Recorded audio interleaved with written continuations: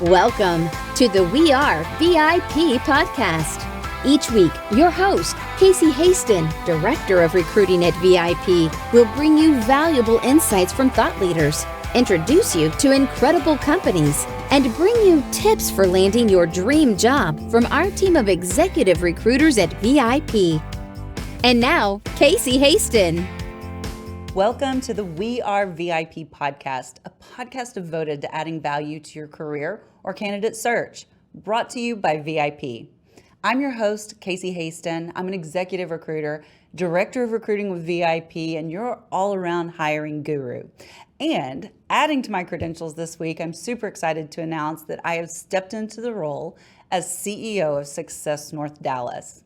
But we're not here to talk about me. We're here to introduce you to some of these fabulous thought leaders that I get to meet on a regular basis. So today, I'm so excited to welcome on the show Tammy Gooler Loeb, executive and career coach, author, speaker, and also a podcast host. Tammy is the author of Work from the Inside Out, Break Through 9 Common Obstacles and Design a Career that Fulfills You. She provides individual coaching, training, speaking programs, and team facilitation in a wide variety of industries and professions. Tammy brings determination and focus to her work with clients who aim to develop a greater satisfaction in their careers and work relationships. This is what we're all about. So thanks for joining us today, Tammy. Well, thank you for having me, and congratulations on your new role. Oh yeah, surprise. I don't think we talked about that. No, that's exciting. Yeah, it just happened. And I'm it's a 34-year-old networking organization that has been run by the same man all those years. He's missed 3 meetings the entire time in 34 years. And it's time for him to retire. And he asked me to step up and take over. I love it. I know. It's so Wonderful. exciting. But but it's kind of what makes the world go round. If you think about it, it's who you know. Right? Oh, it's all about who you know, and those relationships, right? The trust and the rapport, and it's also reciprocal too. Yeah, and just to your point on that, it's people are like, "Oh, you're so lucky. He chose you." And I'm like, I have put in the time and the effort for the last 5 years, volunteering and working my way up and learning the organization from the inside out.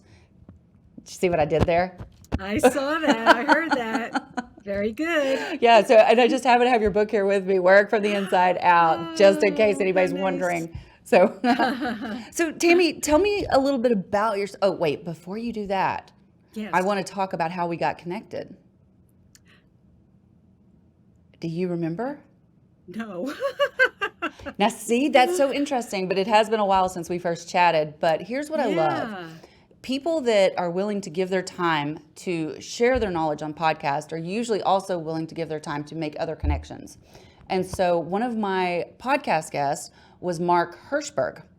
Oh, yes. Now I know, yeah. The last thing he asked me as we wrapped up the interview, not on camera, but off camera, he's like, who's your ideal guest? And when I told him, he sent me a list of names. Actually, he only sent me 3, and you were one of them. Oh, well, I will be sure to thank him. And yes, he's great at that. And he's a real giver, I mean, talk about give and take. He's a real giver. And another great point you brought up, not even something I wanted to talk about today on the show, but, being a giver and giving that value first. And we've talked about it so many times on the show, but I think that is so incredibly important because you cannot go into a networking organization and say, what are you going to give to me first? It's what Absolutely. Can I give you? Right. I actually tell people, I know this isn't exactly where you wanted to go right now, but I actually think this is vitally important. And it's something that people don't think about right away. And that is that when you enter into any kind of a networking conversation, whatever you want to call it, informational interview, just a professional conversation, the best thing you can do is ask the other person about themselves, learn about them. And there is an element of giving in that, where even though you might have been reaching out to them for something that you're hoping they might be able to do for you, the best thing you can do is try to learn something about them, because that will help you. And Mark is great at that. And I even tell people who are fairly new in their careers, always make sure you wrap up a conversation with somebody by saying, "How can I help you?" And a lot Mm. of people will say to me, "Well, how can I help them? I'm the one who's looking for something." I say, there's always a way that you can help someone else. And it's not up to you to decide how you'll help them. All you have to do is offer to help. And if they need help, they'll let you know. That is so true. And sometimes Hmm. you may think you know what they need help with, and it'll be something completely different. Right. And sometimes you just don't even know. You actually can be more helpful than you realize. And it leaves everybody feeling good. And the fact that you offered, they'll remember you more for that. You stand out more Hmm. for having been that way with them. But you have to be sincere about it, of course, but you don't have to come up with all the ideas. And I'm so glad that you added that, because I was thinking in my head, I was like, okay, this is what I'm going to add to that, because ask how you can help them, but when they tell you, follow through if you can. Yeah, So yeah. when you Oh, said you be have to. sincere, Yeah. yeah, for sure. Oh, oh, yeah. If you offer to do something for someone, don't, yeah, you've got to do it. Follow through. And whatever that is, if for some reason it doesn't work out, just be honest. People appreciate that. The fact that you tried, that's all that counts. Absolutely. Absolutely. Yeah, Follow up is so huge in my businesses. I'm sure it is in yours too as a coach. So let's absolutely. dig into that, Tammy. Tell me Yeah. about you and all that you do. Yeah. So I've been coaching people around their careers and leadership and executives for well over 20 years, probably since coaching was born. I think it was in its infancy when I started. And I have always been interested in people and what makes them tick, but also what they do for their work, because it's something that I've always focused on for myself. I've always wanted to make sure that I was doing something that I cared about, that made me feel excited about the Mhm. day and made me feel motivated.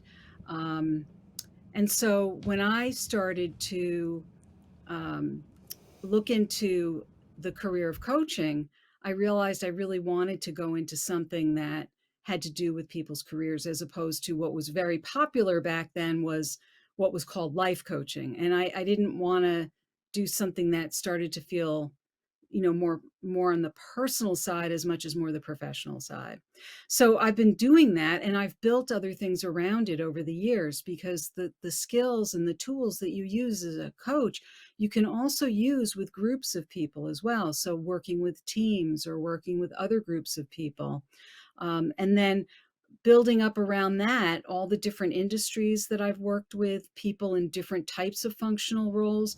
I've built up really quite a bit of knowledge about different things within organizations. I also have an MBA and studied a lot of organizational behavior. So I built in some training and um, found ways to educate people. So it's just everything's sort of evolved over time. And the main thing that I'm trying to do is help people find satisfaction and fulfillment at work, whatever I do. I think I remember reading a little bit about your description where you were talking about, and this is something I'm so passionate about, is people being misaligned in their careers. And Hmm. I think I read a statistic that said that probably about, and correct me, you probably know this better than me, Hmm. like 60 to 70% of people are misaligned in their careers, meaning they did not Well, choose a career that they're wired to do. well, I think the statistic you're pointing to is more around people feeling disengaged at work. So it could be that they're misaligned in their career. It could also be that they're fine with the career they chose, but they may not be in the right organizational culture or the right company, the right setting. So, for example, we hear a lot about like lawyers who stop practicing law or Yep. make a lot of changes, right? So I've worked with a lot of lawyers. I've worked with a lot of people in different things, but I've found that, for example, there are lawyers who really aren't happy working in a large law firm where there's a huge emphasis, for example, on all the billable hours and that kind of pressure. But you take that same lawyer who might love law, might love practicing law, and they might be very happy in a very small boutique firm where there's less emphasis on things like billable hours and that kind of pressure. There may still be some of that, but not in the same way that there is in a much larger firm. So I've found that when people really take a good look in the mirror and they start to look at what they've been doing and where they've been doing it, it's often the setting in which they're doing it and the career that they chose might not be off the mark there. Some people, though, for example, when I talk about work from the inside out, some people did follow a career pathway that really came from the outside going in. So, for example, how many of us grew up with very well intentioned adults, whether it was parents, grandparents, teachers who said, hey, you're really good at this or that. You should become a thus and such. And so you grew up and you became that thing, that whatever the profession was. And then you worked hard at it and you said, well, that's what I'm supposed to do. But then you reach a point where you realize, I don't really like this. I'm good at it, but I don't really like it. So there you go, right? And so, do you have the the courage or the wherewithal to then say, I'm going to step away from this and do something else, or I'm at least going to put myself through the process of trying to figure out what it is I do want to do. But some people get really stuck because they get accustomed to a certain lifestyle and they say, well, I've put all these years into this. How can I step away from it? I've invested all these years. I disagree. I say, yes, you can. That's what I write about in the book. There are lots of people who've invested, multiple years in a career. But if you're unhappy, I think you owe it to yourself to take a look in some other directions. It doesn't mean that you have to start all over. I think that's what a lot of people assume, that they have to start all over. I don't think that's true. Well, and I've told the story probably 100 times on this podcast. I'm a prime example of someone that's doing exactly what you're talking about because, I went into the, accounting because you're good at math. This is what you should Right. do, and it just happened that it was the easy path for me to go into accounting. And Yeah. and I did it and I did it and I did it. And I was just like, had to go look for another job, and I was just like, I just can't. I just don't want to do this anymore. Now, it's not like I totally don't use my knowledge from those days because I do recruit for accounting and finance professionals today. So that comes in very handy to be able to speak that language. But I don't have to do the spreadsheets, and I'm really happy about that. Yeah, I think you're an excellent example of that. And some people find themselves, getting there and saying, I'm miserable, but I've got, children to take care of, or, I I've was got in, all these other things, and so they find themselves feeling a little trapped. So, Well, and there's also that, and I felt that same way too. I had kids when I chose to, change my career. I had, mhm. and I mean, I was a CFO, when I chose to change my career. So no, I'm not That's a saying big that that's a deal. big deal, but going It from is a big deal. a salary to a commission can be a really big deal, right? Absolutely. But you can make that kind of a change with your eyes wide open. You also don't do it alone. You do it with other people in your life, hopefully, who are supportive of your decisions, and you do it with a plan in place. You don't just wake up one day and say, I'm going to walk out on my job, and who cares if I drain my bank account, and who cares if my children don't go to college because I can't pay the tuition, or, I think that when people make decisions to make a change. And I write about this in my book. I have tons of stories of people who made all kinds of changes. They didn't do it overnight. They did it over a period of time. And they put a plan together and they worked their way into it, and they oftentimes needed more information to find their way into those changes. So it wasn't just, oh, I think I'll just make a change and I just, it's like people don't go from A to Z. There's all these letters in between, right? Exactly, exactly. So I want to Yeah. get into you being a core guide, executive coach at Mm-hmm. Chief. So we're going to Mm-hmm. dig into that a little bit more. And so there, Sure. your goal is to facilitate peer groups of executive women Right. on their leadership journeys. So, Mm-hmm. and I think you've been doing this for a while, but I'm curious, what type of growth have you seen in the individuals you coach? Well, so the kind of growth, so with Chief is somewhat distinct from some of the other people I coach. Um, the people who I work with at Chief are VP level and above, and and they have made a very intentional choice to be a part of these peer groups that are very carefully curated, and then I'm facilitating those groups. So the kinds of growth that I see there are, um, the it's Chief is a organization that is designed for executive women who oftentimes are the only executive woman in their role in their organization. Not that that's the way it's designed entirely, because some of them may come from organizations that have several women at that level. The group that I most recently have been working with, most of these women are the only woman who works at the level they work at. So it's kind of a combination of being a woman working at a certain level, being the only woman, and also being kind of lonely at the top kind of situation. So it gives them a chance to connect with their peers and connect with other people who are going through some of the same things that they're going through. And I think where the growth happens is just having a chance to have a voice in ways that you don't always feel that you do day to day, even though you're in a position of positional power, or a position to have some influence.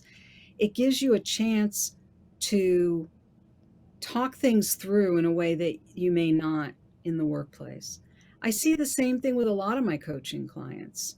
Um, it's like they get to practice with me about all the different scenarios and things that they're trying to process through, and trying to move beyond whatever barriers are getting in the way, whether it's their own self-imposed barriers, Mm-hmm. or very real barriers. And when I say self-imposed, as if they're not real, they are real.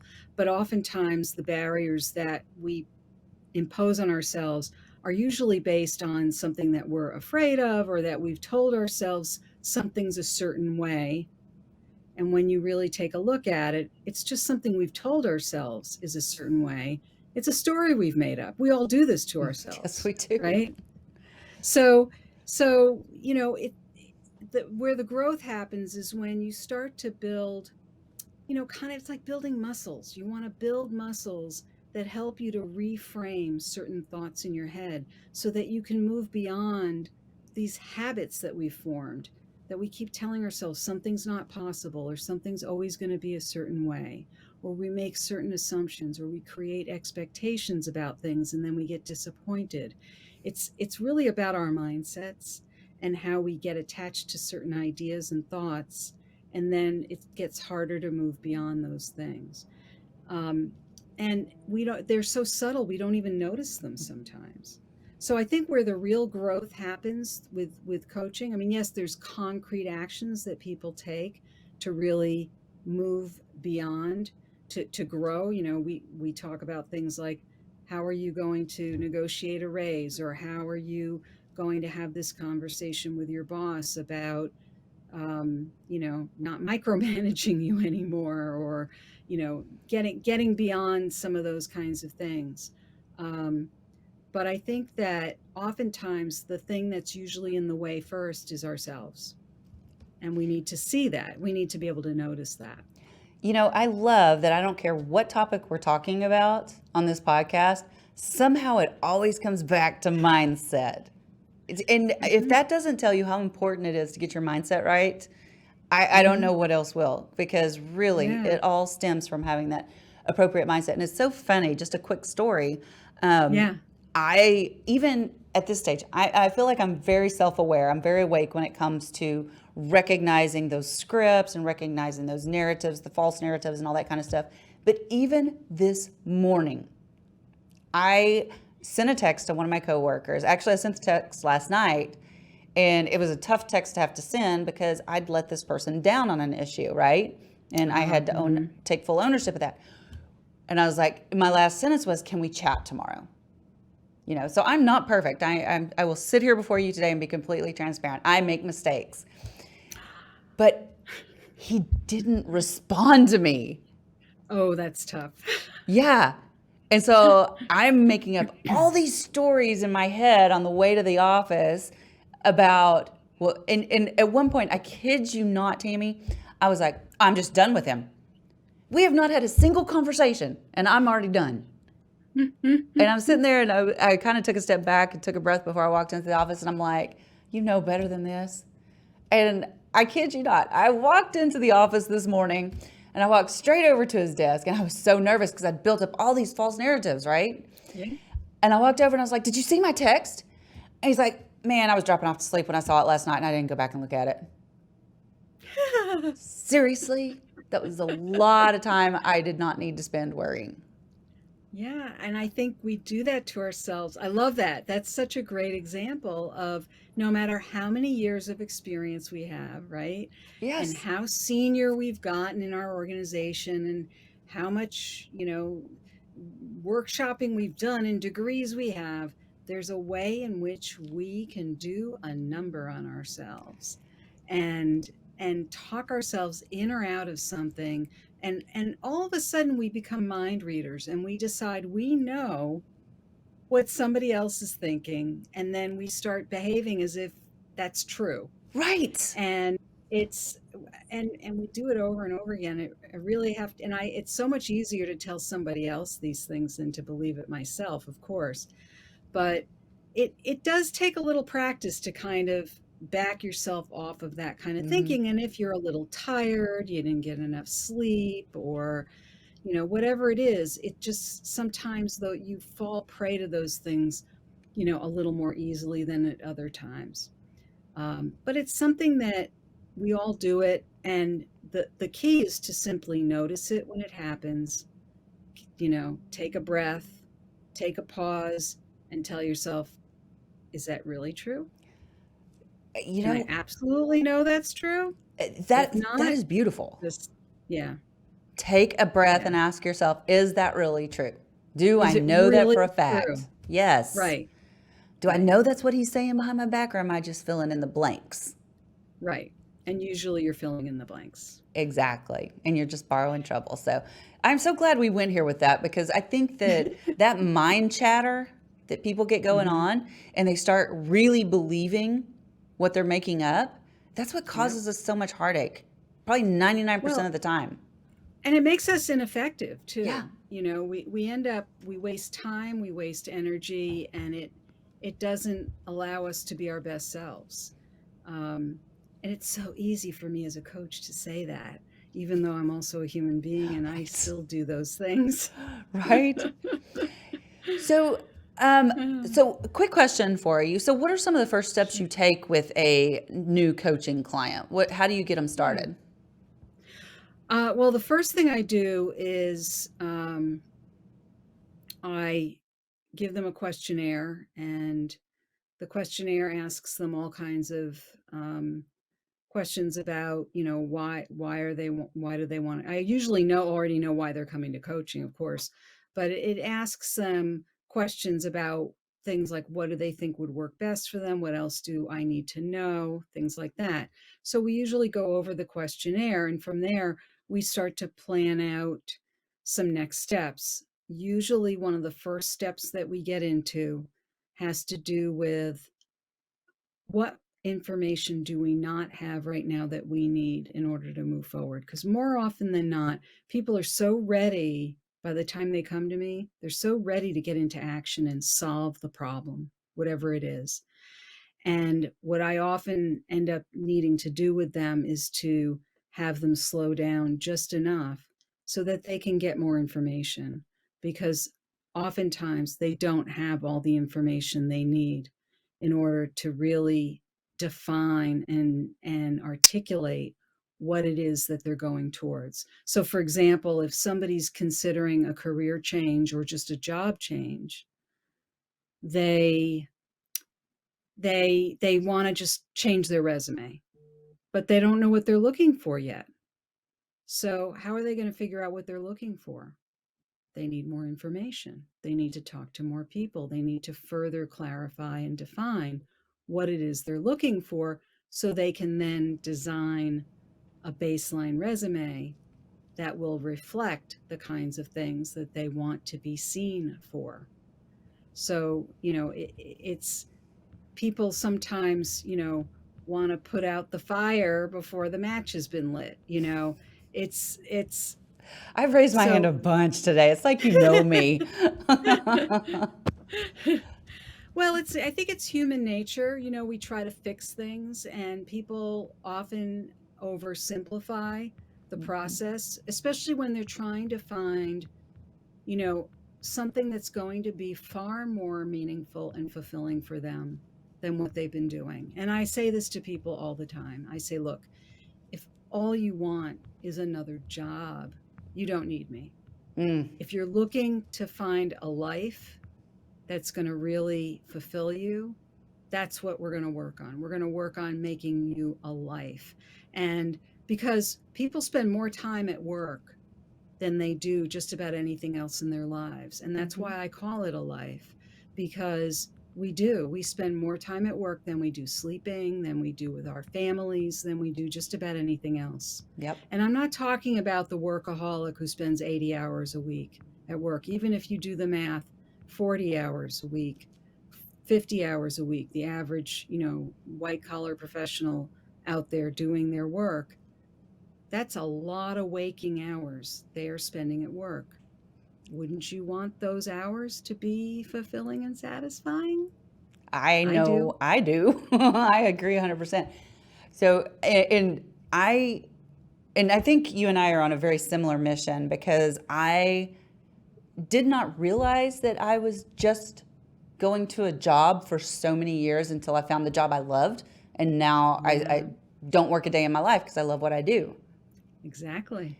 And so I think that it's so important that, you find out where you're aligned, find out how you're wired, find out what's going to make you happy from the inside out. See there? I did it again. And so, like I said, I feel like we're on a very similar mission, because and I was just thinking about this as you were saying it, even if you take a typical average week, 40 hours a week, right? And then you look at the time that in that same week, let's look at a work week. I mean, I don't know about y'all, but I'm a pumpkin. I'm in bed by like 9:30 or 10 at the latest. So sometimes earlier. So really, that's only, by the time I get home, that's only about, if I stay up till 10, that's about 4 hours at home. Right. I don't count getting ready in the morning. So, I mean, that's twice as much time spent in the office as spent at home. Right. So, And it's no wonder we even call on them the work weekends, families. too. Right. Or you have a work spouse or whatever. I mean, that's why people who often leave a job, they're not leaving the job. They're usually leaving the boss or the work culture. Yep. Because it's not aligned with who they are, or it's not aligned with their values. So, we're in a very interesting time right now, of course, with more people going back to the office now, whether they want to or not. But but I think people are stopping and thinking more carefully about what they want in their work environment, more so than ever before. So I think we are seeing some shifts in that direction. Oh, absolutely. So tell me about your book, Work from the Inside Out. Or no, sorry, we've already talked about the book. I want to talk about your podcast. Tell me, because I think I saw that you just recorded your 200th episode. Yes. Congratulations. It actually came out today, episode 200. I'm just going to clap for you. That's amazing. I know how much hard work goes Yeah, into that. I really do. So yeah. congratulations on that. Thank you. Thank you. It's so much fun. I love talking to people about their lives and their work and how they found their way from, their earliest years till what they're doing today. And it's so interesting and exciting to talk to people. I love it. And I love unfolding their stories and, kind of unpacking it. And people have all kinds of different stories of how they got from point A to point B to point C. So it's fascinating. And the overall point of the podcast is really to help other people to see what's possible.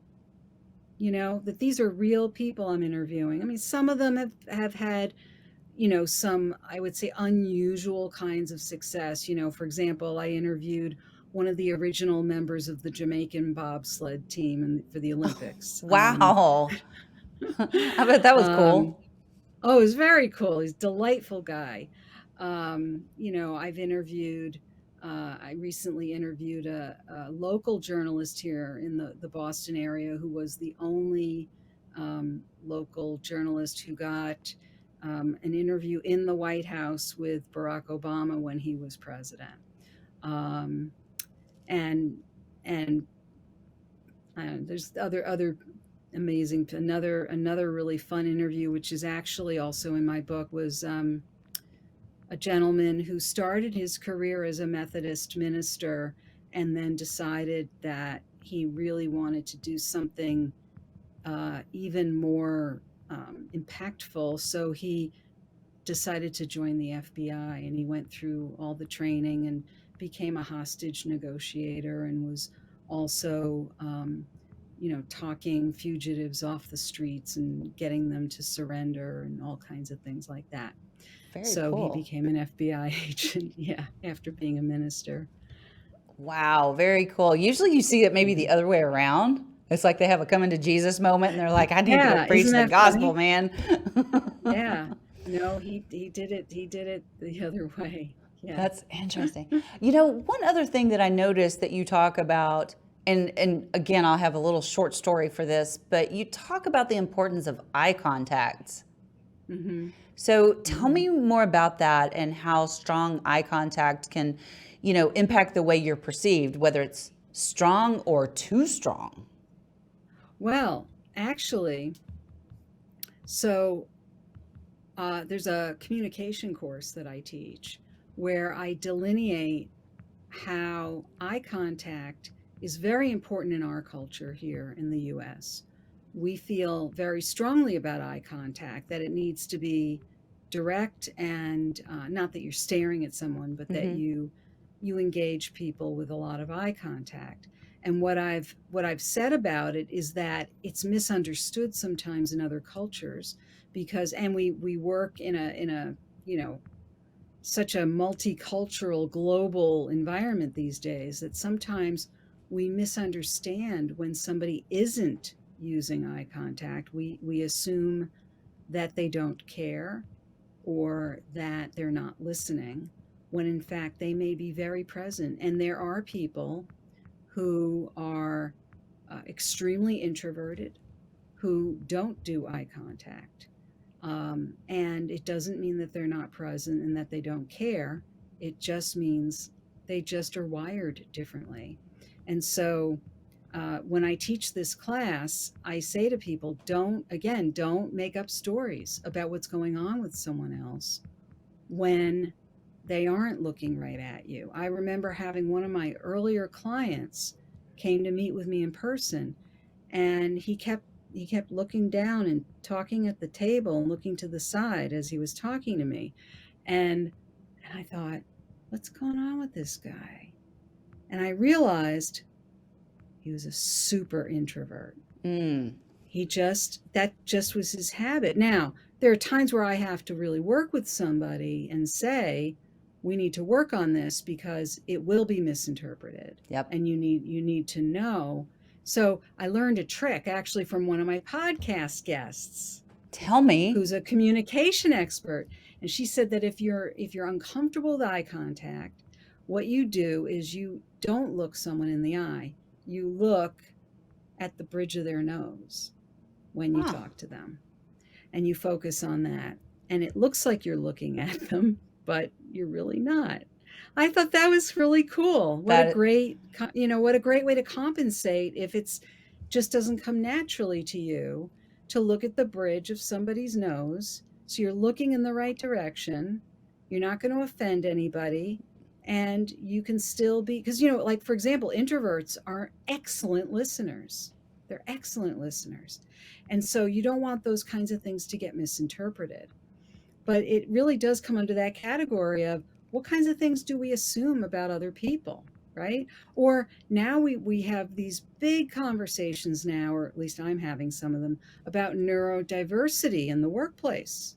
Well, we've got all kinds of folks out there making amazing contributions in the workplace, folks who are on the autism spectrum. Well, for many of those folks, eye contact is definitely off the table. And yet they could be making extraordinary contributions to, a company. But in many of those cases, those folks are identified, and there are people working with them, and everybody understands and knows what's going on with that. So I think we're talking about oftentimes situations where you are taken aback by that.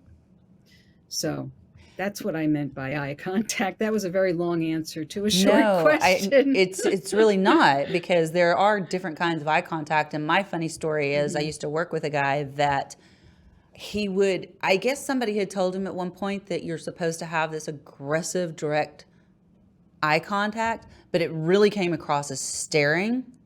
Like, yeah. And there was one time in a meeting, I was like, are you going to blink? Because it was just so uncomfortable, because it was just so, like, there was nothing on, he was locked on. It was just, it was very uncomfortable. So I think there's a fine line there between looking somebody in the eye and completely avoiding them, or over staring. And over staring is not cool. Not cool. Right. So, Right. All right. I just realized I'm here an hour difference from you, and I'm realizing there's no lights on in here. Oh no. Light on. I just realized I'm sitting in the dark. And I'm just talking away. So we need to move on to our VIP questions. Are you ready for those? Yes, I am. Okay. So if you were chosen to be one of the first colonists on Mars, what 3 things or people would you take with you? I thought about this. There are 3 people I would take with me. Okay. And I hope I wouldn't regret not bringing any things, but I would bring my daughter, who's one of my absolute favorite people in the world, and she keeps me grounded. My husband, who also is just a terrific human being, and just between him and my daughter and I, we're just a nice combination. And my friend Peggy, who always is one of the most compassionate people, but also is like a member of the family, and always can make me laugh. So I've got the emotional grounding and the humor, plenty of intelligence, and between the 4 of us, I feel like we could do anything. I love that. That's so good. It's funny, in all the years that I've asked that question, I've never had to answer it. So maybe you need to give that some thought sometime, because it's a difficult one, because there's a lot of assumptions to be made when you answer that question, right? Because we left it very broad. Or sometime you should have somebody come on and interview you on this show. Maybe. I bet you I know a few people who could do that. So I know some podcast hosts who could. Yeah, exactly. So what's one thing you do each morning to set your day up for success? Well, coffee. Important. A good cup of coffee. I mean, a good cup of coffee. I'm pretty picky about that.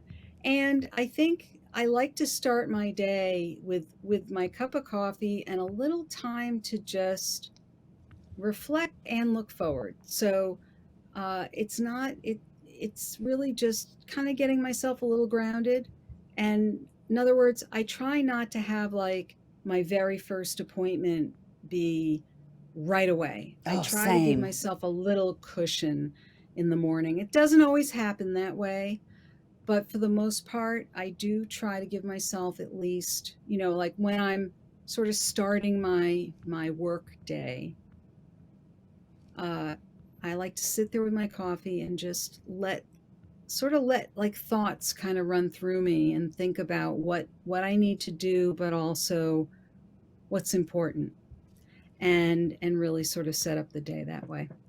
I love that you said that because I didn't think anybody else did this. I mean, I'm sure other people did, but and I use Calendly for scheduling. So people have pretty much ready access to my calendar, right? Yes. But I have found that I don't want my first appointment of the day being as soon as I walk in. And so I refuse to give up that control. If I want to schedule it, then that's fine. But I don't allow other people to randomly Right. schedule it. So the first half hour of every single day forever and ever and ever is blocked off on my I calendar. do the same thing. And Yep. and I don't work in an office. I work from home, but there are other places that have access to my calendar and can schedule people in. So I have been known to block off the first hour every morning. There you go. There you go. Yeah. See? So if your life's work was being summarized in a news article, what would the headline be? So the headline would be, I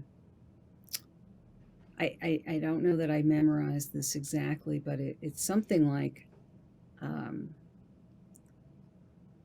I love my work and I want you to love yours too.